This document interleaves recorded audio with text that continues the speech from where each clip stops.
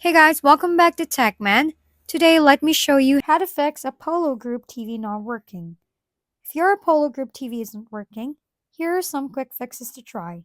First, buffering or freezing often happens due to weak connections. So avoid Wi-Fi extenders and instead use a wired internet cable directly to your device for the best result.